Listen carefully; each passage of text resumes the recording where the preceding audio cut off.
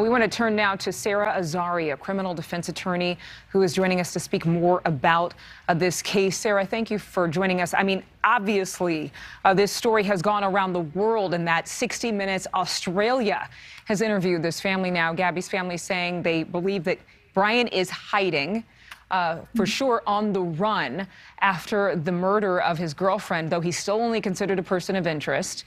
His parents have not been charged with any crime. But if it is indeed found to be true that his parents helped him escape, could they be charged with a crime? Adrienne, of course. If the parents facilitated his escape, then of course they're accessories after a murder.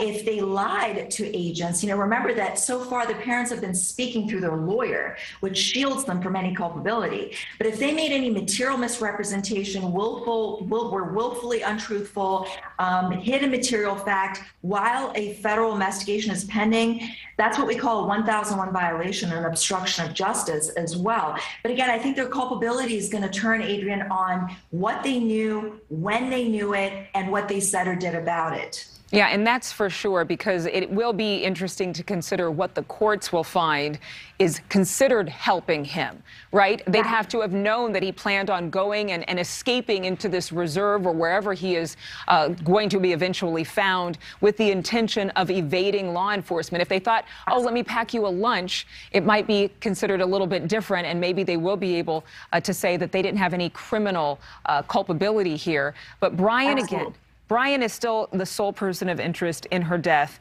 Do you think that, let's just say he's the person who is found guilty. Let's just say that's the issue. What would the charges be now? What would it look like in terms of sentencing for a man who would have killed Gabby in the way that he did?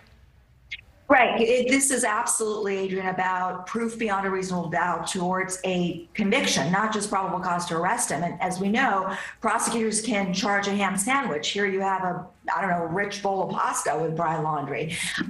If he were to be found and charged and, prosecuted, there are two homicide charges under federal law that we're talking about here. These are alternative charges of second-degree murder and voluntary manslaughter. First-degree murder is the killing of a human being with malice aforethought. Any other type of killing would be second-degree murder, facing up to life in prison under federal law. Now, voluntary manslaughter, the manslaughter is a killing of a human being without malice aforethought, and voluntary being upon a sudden quarrel or in the heat of passion. So domestic violence in Gabby and Brian's relationship is going to cut both ways, Adrienne, because the prosecutor is going to say, look, they were always quarreling, there was always violence in this relationship, so this was deliberate, this was willful, this is second-degree murder. And of course, the defense is actually going to use that domestic violence to say, no, this was yet another instance of a quarrel, a heat of passion that led to her killing. And let's not forget, Adrienne, that she was found not buried, not hidden. She was at a campsite. So that also shows some level of spontaneity, which goes to that heat of passion killing. Sarah Azari, thank you so much. And I'm sorry, for voluntary manslaughter is 15 years, up to 15 years in prison. All right, thank you for making that correction. We appreciate it. Just a reminder to our viewers again, Brian Laundrie has not been charged in the killing of Gabby Petito. Neither have his parents been charged with any crimes. Still, so many questions here. Thank you so much, Sarah, for your insights.